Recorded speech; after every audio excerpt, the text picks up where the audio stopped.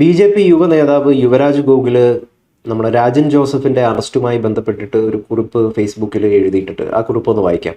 YouTuber അല്ല, മാധ്യമപ്രവർത്തകൻ എന്ന് പറയണം. രാജൻ ജോസഫ് അറിയപ്പെടുന്ന മാധ്യമപ്രവർത്തകനാണ്, യൂട്യൂബർ അല്ല. ഈ രാജൻ ജോസഫാണ് മാങ്കൂട്ടത്തിനെ ഏറ്റവും ആദ്യം ജനങ്ങൾക്ക് മുമ്പിൽ തുറന്നു കാട്ടുന്നത്. അതും മാങ്കൂട്ടം സർവപ്രതാപിയായി വാഴുന്ന കാലത്ത്. ഷാഫി പുണ്യാളനല്ല എന്ന് വച്ചയ്ക്ക് വിളിച്ചു പറഞ്ഞതും രാജൻ ജോസഫാണ്. UDF അധികാരത്തിൽ വന്നതോടെ കഴിഞ്ഞു.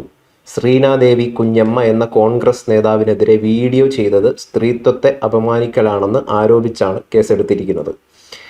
പ്രധാന പോയിന്റ് ഇതാണ്. വി ഡി സതീശനും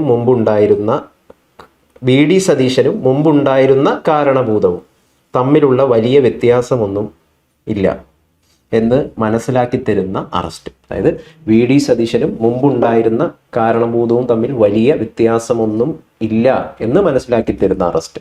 എല്ലാം കഴിഞ്ഞ ശേഷം മാധ്യമപ്രവർത്തന സ്വാതന്ത്ര്യ ഇൻഡെക്സിൽ ഇന്ത്യ താഴോട്ടാണെന്ന് കരയണം കേട്ടോ. ഇങ്ങനെയാണ് അദ്ദേഹം കുറിച്ചിരിക്കുന്നത്. അദ്ദേഹത്തിൻ്റെ അറസ്റ്റുമായി ബന്ധപ്പെട്ട് സോഷ്യൽ മീഡിയയിൽ വലിയ ചർച്ചകൾ നടന്നുകൊണ്ടിരിക്കുകയാണ്. ശ്രീനാദേവി കുഞ്ഞമ്മ പ്രകോപനപരമായിട്ടുള്ള പോസ്റ്റുകൾ ഇങ്ങനെ നിരന്തരം ഇട്ടുകൊണ്ടിരിക്കുന്നു. അപ്പോൾ ഇദ്ദേഹം ഒരു വീഡിയോ ഇപ്പം കഴിഞ്ഞ ദിവസം ആ മാധ്യമത്തിൽ കൊടുക്കുകയൊക്കെ ചെയ്തിട്ടുണ്ടായി. ഇവിടെ യുവരാജ് ഗോകുല് പറയുന്നത് പോലെ വി ഡി സതീശനും പഴയ കാരണബോധവും തമ്മിൽ വ്യത്യാസം ഇല്ല എന്ന് പറയുന്നതിന്റെ അർത്ഥം അന്നം തിന്നിരുന്നവർക്ക് മനസ്സിലാവും. അദ്ദേഹത്തെ സംരക്ഷിക്കാൻ വേണ്ടിയിട്ട്, അല്ലെങ്കിൽ പിണറായി വിജയനിൽ നിന്നുള്ള മറ്റൊരു വ്യത്യാസം ഞാൻ പറയട്ടെ. പിണറായി വിജയൻ ആഭ്യന്തരമന്ത്രി കൂടി ആയിരുന്ന സമയത്ത്, മുഖ്യമന്ത്രി ആയിരുന്ന സമയത്ത് അറസ്റ്റ് ചെയ്തിട്ടുള്ളത് എല്ലാ പരാതികൾക്കൊന്നും ഇതുപോലെ സഡൻ ആക്ഷൻ ഒന്നും കണ്ടിട്ടില്ല നമ്മൾ. ഷൈൻ ടീച്ചർക്ക് വേണ്ടിയിട്ട് KM ഷാജഹാൻ അറസ്റ്റ് ചെയ്ത് കൊണ്ടുവന്ന അതേ ആളുകൾ തന്നെ ശ്രീനാദേവിയുടെ പരാതി ചവറ്റുകൊട്ടയിൽ എറിഞ്ഞിട്ടുണ്ട്. ഇവിടെ ശ്രീനാദേവി കുഞ്ഞമ്മയ്ക്കെതിരെ ശ്രീനാദേവി കുഞ്ഞമ്മ പ്രകോപനപരമായ പോസ്റ്റുകൾ നിരന്തരം ഇടുന്നു എന്ന് പറയുന്നു. ഇവിടെ ഇവർക്കെതിരെ പറഞ്ഞുകൊണ്ടിരുന്നത് പ്രകോപനപരമല്ലായിരുന്നു. കേസിന്റെ വഴിക്ക് പോകട്ടെ. ഇവിടെ ആ താരതമ്യം ഉപയോഗം വന്നതിന്റെ ഒരു കാരണം എന്ന് പറയുന്നത്, ഇദ്ദേഹത്തെ അറസ്റ്റ് ചെയ്യുന്നു. സ്വാഭാവികമായിട്ടും അറസ്റ്റ് ചെയ്യട്ടെ, പരിശോധിക്കട്ടെ, കേസെടുക്കട്ടെ, കോടതിയിലെത്തട്ടെ, ചർച്ചയാവട്ടെ.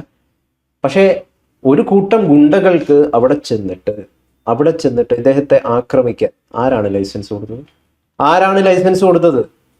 അല്ല, അതൊരു പ്രധാനപ്പെട്ടുള്ള ചോദ്യമാണ്. രാജൻ ജോസഫ് പറയുന്നതിനോട് യോജിക്കുകയോ വിയോജിക്കുകയോ നിങ്ങൾക്ക് ചെയ്യാം, അതിൽ കുഴപ്പമില്ല.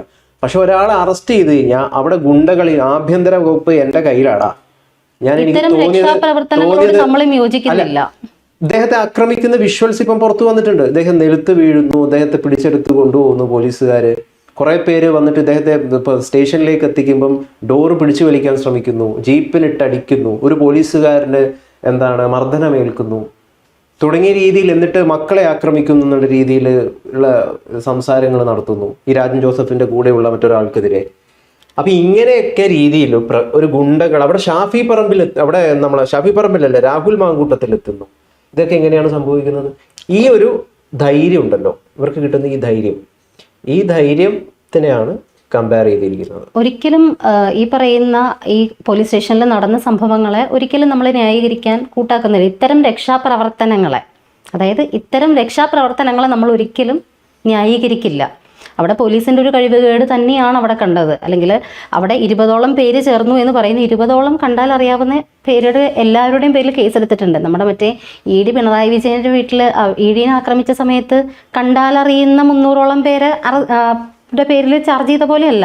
അതിൽ ശിവൻകുട്ടീനെ പോലീസിനെ കണ്ടാൽ അറിയില്ലായിരുന്നു, MP ഗോവിന്ദനെ കണ്ടാൽ അറിയില്ലായിരുന്നു, ജോൺ ബ്രിട്ടാസിനെ കണ്ടാൽ അറിയില്ലായിരുന്നു. അങ്ങനെ കണ്ടാൽ അറിയാവുന്ന കുറച്ച് പ്രവർത്തകരെ മാത്രമാണ് ആ ഒരു കേസിൽ അവർ അറസ്റ്റ് ചെയ്തിട്ടുള്ളത്. പക്ഷെ ഇതിൽ അവിടെ ഉണ്ടായിരുന്ന എല്ലാവരെയും തന്നെ പ്രതിയാക്കിക്കൊണ്ട് കേസ് രേഖപ്പെടുത്തിയിട്ടുണ്ട്. അതൊരു വളരെ നല്ല കാര്യമാണ്. അത് പിണറായിയും VDയും തമ്മിലുള്ള, അല്ലെങ്കിൽ VD സതീശനല്ല ആഭ്യന്തരം, രമേശ് ചെന്നിത്തലയാണ്. എന്തായാലും ഈ രണ്ട് സർക്കാരും തമ്മിലുള്ള ഒരു പ്രധാനപ്പെട്ട വ്യത്യാസം തന്നെയാണ് അത്. കണ്ടാലറിയാവുന്ന പലരെയും, മുൻ മന്ത്രി അടക്കമുള്ളവരെ കണ്ടാൽ അറിഞ്ഞിട്ടുണ്ടായിരുന്നില്ലേ ഈ പോലീസ്. അവരെയൊക്കെ മാറ്റി നിർത്തിക്കൊണ്ട് എന്തായാലും ഇത്തരത്തിൽ രാജൻ ജോസഫിനെ ആക്രമിച്ചതിൽ ഒരിക്കലും നമുക്ക് യോജിക്കാൻ പറ്റുന്ന ഒരു കാര്യമല്ല. അവിടെ കാണിച്ചത് ഗുണ്ടായിസം തന്നെയാണ്, രക്ഷാപ്രവർത്തനമല്ല. രാഹുൽ മാങ്കൂട്ടത്തിൽ അകത്തേക്ക് കയറിയോ? രാഹുൽ മാങ്കൂട്ടത്തിൽ അവിടെ എത്തിയെന്നാണ് പറയുന്നത്. എത്തിയിട്ട് ഇത്തരത്തിലുള്ള ഒരു ഗുണ്ടാ സംഘത്തിന്റെ കൂടെ അദ്ദേഹം ഉണ്ടായിട്ടുണ്ടെങ്കിൽ അന്വേഷണം നടക്കട്ടെ. തെറ്റാണോ? അങ്ങനെ ഉണ്ടായിട്ടുണ്ടെങ്കിൽ അദ്ദേഹമാണ് ആഹ്വാനം ചെയ്തത് എങ്കിൽ, അദ്ദേഹത്തിന്റെ ബലത്തിലാണ് ഇത്തരത്തിലൊരു പോക്രിത്തരം കാണിച്ചതെങ്കിൽ അത് തെറ്റ് തന്നെയാണ്. പക്ഷെ പ്രകോപനപരമായ പോസ്റ്റുകൾ ഇടുന്നു എന്ന് ആ ഒരു വാചകത്തോടാണ് എനിക്ക് യോജിക്കാൻ പറ്റാത്തത്. ഇപ്പോൾ ഗൗതം പറയുന്ന പോലെ പ്രകോപനപരമായ പോസ്റ്റുകൾ അടിക്കടി ഇടുന്നു, ശ്രീനാദേവി കുഞ്ഞമ്മ എന്ന് പറഞ്ഞു. പക്ഷേ അവർക്കെതിരെ ഈ രാജൻ ജോസഫ് എന്ന് പറയുന്ന മാധ്യമപ്രവർത്തകൻ അടിക്കടി ചെയ്തുകൊണ്ടിരുന്ന വീഡിയോ എന്തായിരുന്നു? പ്രകോപനപരമല്ലായിരുന്നു അതൊന്നും. ഒരു സ്ത്രീയാണ് എന്നുള്ളൊരു പരിഗണന പോലും കൊടുക്കാതെ പല കാര്യങ്ങളും നേരിട്ട് കണ്ടതുപോലെയാണ് അദ്ദേഹം വിളമ്പിക്കൊണ്ടിരുന്നത്. രാഹുൽ മാങ്കൂട്ടത്തിലിൻ്റെ കേസ് ഇപ്പോൾ പ്രതാപിയായിട്ട് നിന്ന സമയത്ത് അദ്ദേഹത്തിൻ്റെ കേസ് പുറത്ത് കൊണ്ടുവന്നു എന്നുണ്ടെങ്കിൽ ശരി, രാഹുൽ മാങ്കൂട്ടത്തിലെ കേസിൻ്റെ മെറിറ്റിലേക്ക് ഞാൻ പോകുന്നില്ല എന്നുള്ളത് മറ്റൊരു കാര്യം. രാഹുൽ മാങ്കൂട്ടത്തിൽ കേസിൽ അതിജീവിത എന്നൊരു വാക്ക് പോലും ഉപയോഗിക്കാൻ പറ്റാത്തതാണ് എന്ന് തന്നെയാണ് എൻ്റെ വാദം.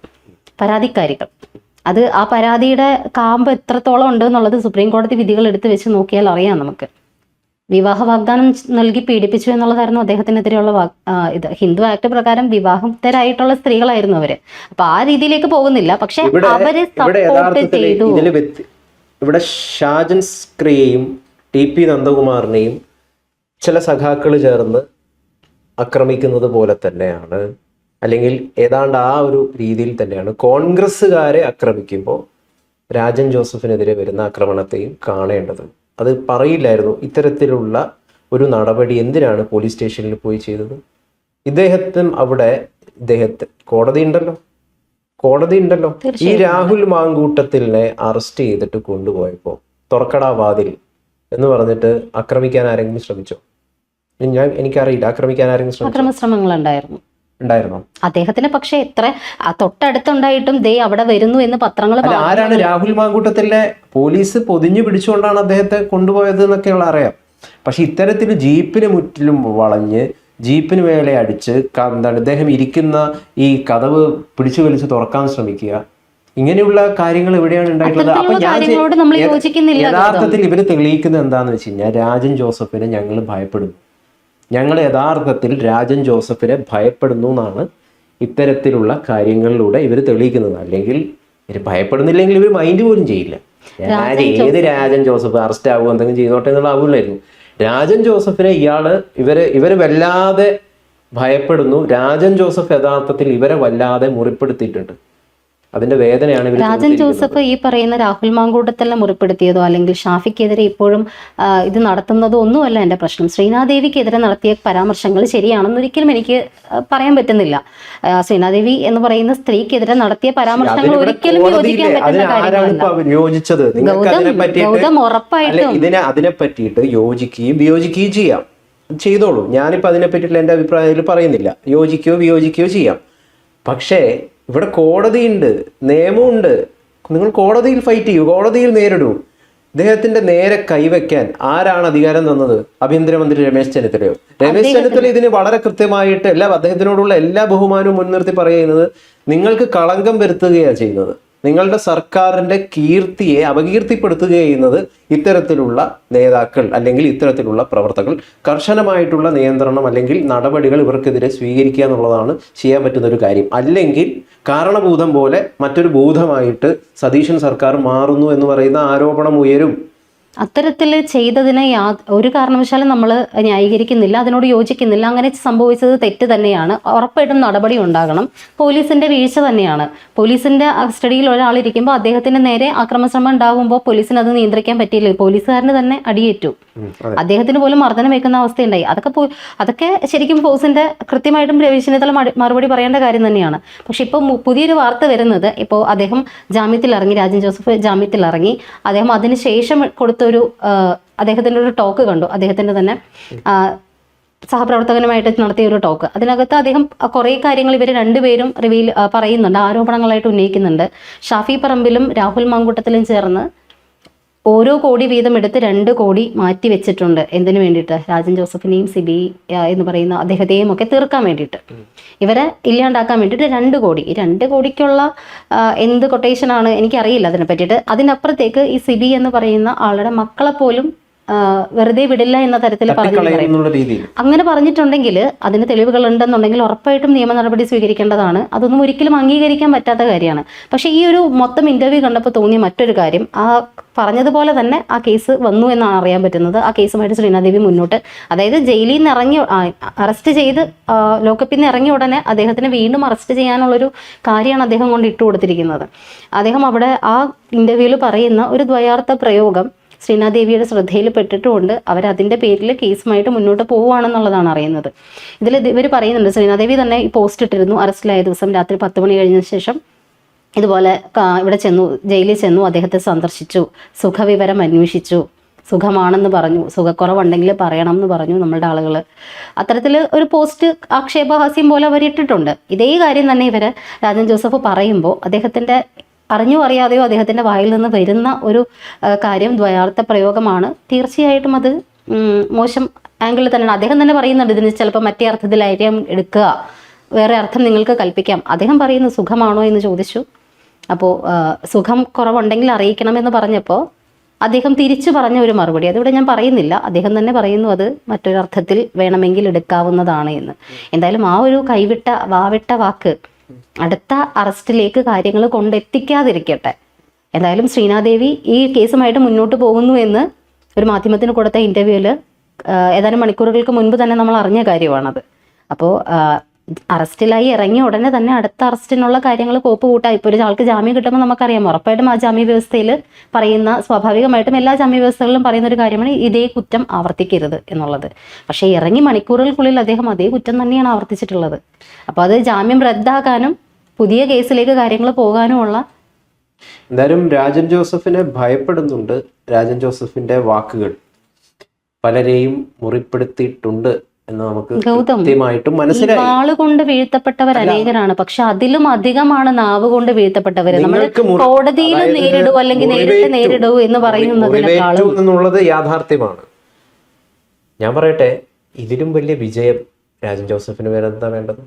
അദ്ദേഹത്തിന്റെ വാക്കുകളിൽ നിങ്ങൾ മുറിവേറ്റിരിക്കുന്നു എന്ന് അദ്ദേഹത്തിന് മനസ്സിലാകുന്നതിനെക്കാട്ടിലും വലിയൊരു വിജയം അദ്ദേഹത്തിനില്ല. അപ്പൊ ഇവിടെ വിജയിച്ചിരിക്കുന്നത് യഥാർത്ഥത്തിൽ ഈ അറസ്റ്റിലൂടെയും അതോടൊപ്പം തന്നെ അദ്ദേഹത്തെ ആക്രമിക്കാൻ ശ്രമിച്ച ഈ ഒരു സംഗതി ഉണ്ടല്ലോ, ഇതിലൂടെയും യഥാർത്ഥത്തിൽ വിജയിച്ചിരിക്കുന്നത് രാജൻ ജോസഫാണ്. ആ ഒരു കമന്റിനോട് യോജിക്കാൻ പറ്റില്ല ഗൗതം. ഞാൻ പറയട്ടെ, എൻ്റെ സഹോദരി, എൻ്റെ മകള്, എൻ്റെ കുഞ്ഞിന് നേരെ, ഒരു പെൺമക്കൾക്ക് നേരെ, ഇപ്പൊ ഗൗതമിന്റെ സഹോദരിക്ക് നേരെ ഒരു അതിക്രമം ഉണ്ടായി കഴിഞ്ഞാൽ, വാക്കുകൊണ്ടാണെങ്കിലും ഒരുത്തൻ എന്തെങ്കിലും പറഞ്ഞു കഴിഞ്ഞാൽ നമ്മൾ കോടതി പോകും, സത്യം. പക്ഷെ നമ്മുടെ കുഞ്ഞിനെ നൊന്തു എന്നറിഞ്ഞു കഴിഞ്ഞാൽ സഹോദരി മക്കൾ എന്നൊക്കെ പറയുമ്പോൾ അത് വേറൊരു അറ്റാച്ച്മെന്റ് ആണ്. അങ്ങനെ വരുമ്പോൾ കോടതിയിൽ കണ്ടോളാം എന്ന് പറഞ്ഞിരിക്കില്ല ഒരുത്തനെ. കുറേ നാളുകളായി ശ്രീനാദേവി ഇത്തരം ആരോപണങ്ങൾ പൊള്ളിയ ഒരു സ്ത്രീ തന്നെയാണ് അവര്. അത്തരത്തിലിരിക്കുമ്പോൾ അവർ ഇത്രയും നാളുകൾ പുറകെ നടന്നിട്ടും നടക്കാത്തൊരു കാര്യം ഇപ്പോഴാണ് രാജൻ ജോസഫിനെ അറസ്റ്റ് ചെയ്യുന്നത് പോലും. അത്തരത്തിൽ പോകുമ്പോൾ ഒരു സഹോദരിക്ക് വേണ്ടിയിട്ട് ഇടപെട്ട, ഇപ്പൊ ഈ പറഞ്ഞത് യൂത്ത് കോൺഗ്രസ്സുകാരാണെങ്കിൽ മാറ്റാം. ഇപ്പൊ ഗർഭം കലക്കിയല്ലേ എന്ന് പറഞ്ഞിട്ട് രാഹുൽ മാങ്കൂട്ടത്തില് ജയിലിലുള്ളപ്പോ അല്ലെങ്കിൽ പോലീസ് സ്റ്റേഷനിൽ പോകുമ്പോൾ കുറച്ച് പേര് വന്നിട്ട് നീ ആ സ്ത്രീയോട് കാണിച്ചത് വൃത്തികേടല്ല എന്ന് പറഞ്ഞിട്ട് അടിക്കാൻ ശ്രമിച്ചു കഴിഞ്ഞാൽ നമ്മൾ അനുകൂലിക്കുമോ? നമ്മൾ അനുകൂലിക്കില്ല, നമ്മൾ ഒരിക്കലും അനുകൂലിക്കില്ല. സഖാക്കളോ ആരെങ്കിലും വന്നിട്ട് രാഹുൽ മാങ്കൂട്ടത്തിനെ വളഞ്ഞിട്ട് കാറിൽ നിന്ന് ഇറങ്ങാൻ ശ്രമിക്കുന്നില്ല, ഡോറിന് തട്ടുന്നു, ഇറങ്ങി നിന്റെ വീട്ടിലെ പെങ്ങളെയും പിന്നെ മറ്റുള്ളവരെയും തീർത്ത് കളയും എന്ന് പറഞ്ഞു കഴിഞ്ഞാൽ നമ്മൾ അനുകൂലിക്കുമോ? നമ്മൾ അനുകൂലിക്കില്ല. കാരണം എന്തുകൊണ്ടാണ്? നിയമപരമായിട്ട് അത് തെറ്റാണ് എന്നുള്ളതുകൊണ്ടാണ് അനുകൂലിക്കാത്തത്. അതുപോലെ തന്നെ ഇവിടെ രാജൻ ജോസഫിനോട് ചെയ്തത് നിയമപരമായിട്ട് തെറ്റായിട്ടുള്ളൊരു കാര്യമാണ്. അത് ചെയ്ത കോൺഗ്രസ് പ്രവർത്തകർക്കെതിരെ കേസെടുക്കുകയാണ് യഥാർത്ഥത്തിൽ രമേശ് ചെന്നിത്തല ചെയ്യേണ്ടത്. ആ സർക്കാരിനെ അപകീർത്തിപ്പെടുത്താനാണ് ഇത്തരം ആളുകൾ ശ്രമിക്കുന്നത്. നിയമപരമായി കോടതിയിൽ നേരിടും. സമാനമായൊരു കാര്യം പറഞ്ഞോട്ടെ, ഫേസ്ബുക്കിലോ മറ്റു കടവന്ത്ര പോലീസ് സ്റ്റേഷനിൽ സ്വന്തം മകളെ ഉപദ്രവിക്കാൻ ശ്രമിച്ച ഒരുത്തനെ കൈപിടിച്ച് അടി കൊടുത്തതിന് ശേഷം ആ അച്ഛൻ പരാതിയായിട്ട് ചെല്ലുന്നുണ്ട്. ഇവിടുത്തെ പോലീസ് അന്ന് പിണറായി സർക്കാരാണേ, അന്ന് പോലീസ് കേസെടുത്തത് ആ യുവാവിനെ തല്ലിയെന്ന് പറഞ്ഞിട്ട് ഈ അച്ഛനെയാണ് ആദ്യം പിടിച്ചകത്തിട്ടത്. ഇത്തരം കാര്യങ്ങളൊക്കെ ആയിട്ട് കമ്പയർ ചെയ്ത് നോക്കുമ്പോൾ എല്ലാ കാര്യങ്ങളിലും നമുക്ക് നീതിക്കൊപ്പം നിൽക്കാൻ പറ്റില്ല. ഒരു കാര്യം ഇത്രേ പറയാനുള്ളൂ, നിങ്ങൾക്ക് നാവുണ്ട്, നിങ്ങൾക്ക് ഫേസ്ബുക്ക് പോസ്റ്റ് ഉണ്ട്, മറ്റു കാര്യങ്ങളുണ്ട്. നിങ്ങൾ വാദിച്ച് ജയിക്കൂ, നിങ്ങൾ തർക്കിച്ച് ജയിക്കൂ. എൻ്റെ മൂക്ക് വരെയുള്ളൂ നിങ്ങളുടെ സ്വാതന്ത്ര്യം. ശരി, അതിനപ്പുറം സ്വാതന്ത്ര്യമില്ല. ആ സ്വാതന്ത്ര്യത്തെ ആരും മറികടക്കാതിരിക്കുക, അത്രേ പറയാം.